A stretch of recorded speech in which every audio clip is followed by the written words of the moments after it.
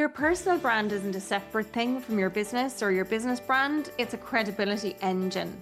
So when Karen stepped out from behind her agency name, client conversations shifted. People wanted her brain, not just her deliverables.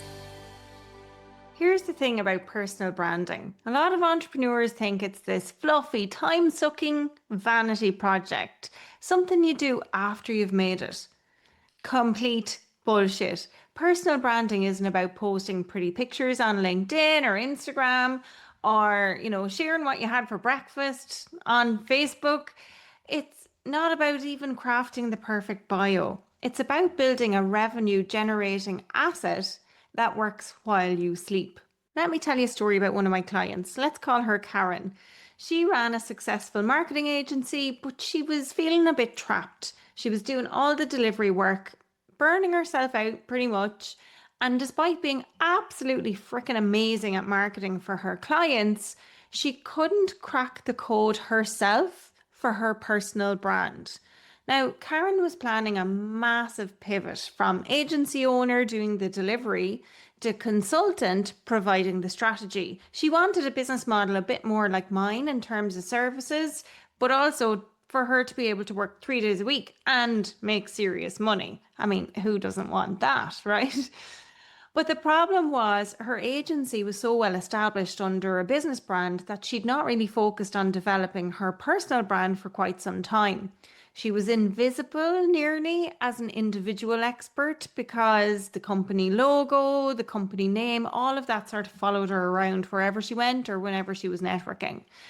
So we got to work. She had been listening to this very podcast in her earbuds, liked how I told stories, and so she booked a call with me.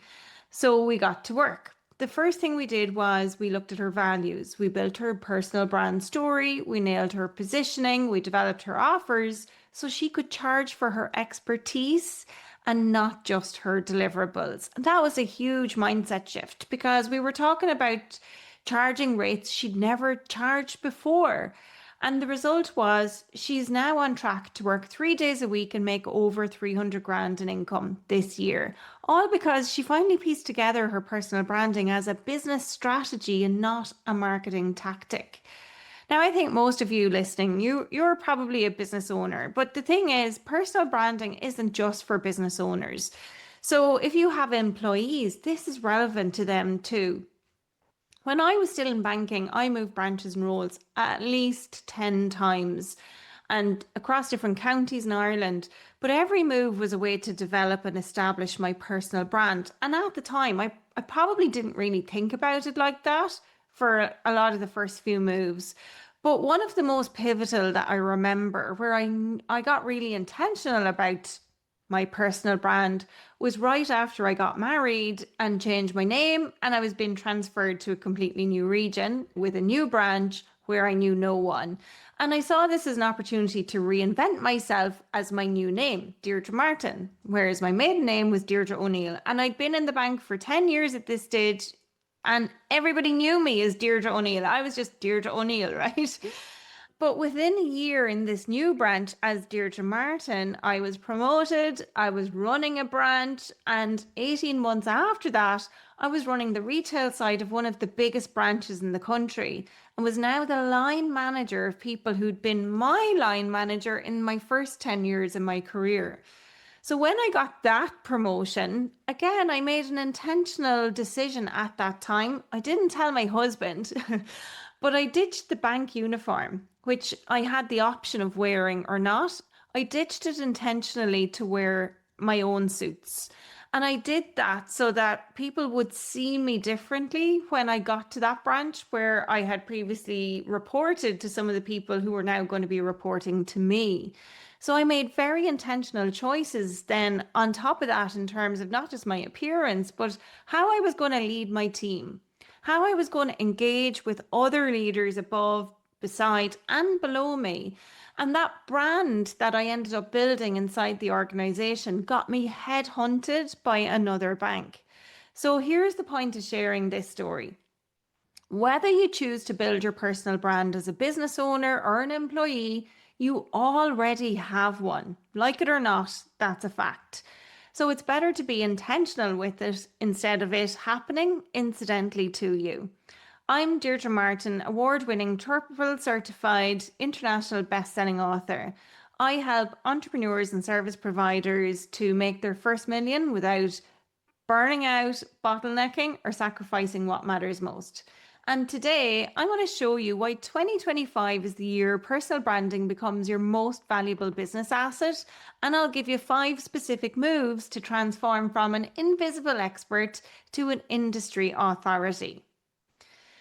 So the first thing I want you to note is that your personal brand exists whether you manage it or not. The question is, does it help you or hurt you? So again, in banking, I deliberately shaped mine. Now, I don't know how I was doing that or how I was even conscious of that at the time, but I think I was doing a lot of this branding and marketing stuff before I even realized it. And that's an example. That was over 15 years ago.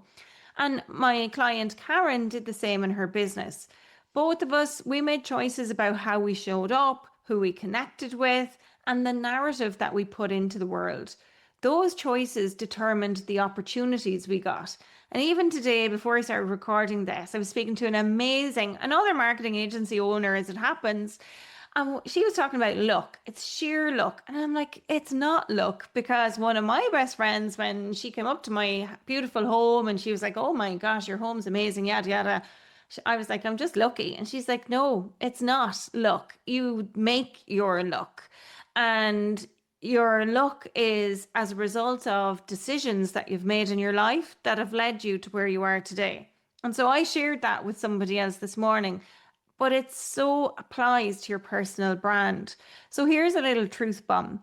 If you don't define your personal brand, other people will, and they either will or they won't get it right. So here's an action step that you can take to influence it. Write down 3 words you want people to think of when they hear your name. And then go to LinkedIn, audit your LinkedIn, your posts, your profile, all of it. Look at your website, look at your overall online presence, your Google My Business page, wherever else you're showing up. And just really be honest with yourself. Does what they see on the outside match what you want them to think? Get truthful with yourself. Okay. So the second point on this is that research is showing that people are done with vague authenticity. People now pretty much want receipts. They want proof. And Karen's shift happened because she didn't just say she could help her clients with consultancy services. She was able to prove it because of her own story, past results she'd gotten previous clients, and the processes that were proven that she had in her previous business. She just didn't want to be delivering those services anymore in terms of doing done for you services. She wanted to provide done with you services, or kind of be more fractional and be a bit like a project manager almost. So you can do this too. You can build provable trust as well. Here's how. Audit your content for trust gaps. Where are you making claims you can't 100% back up? Replace them with real client results. Put in the case studies. Show your concrete processes and behind the scenes insights.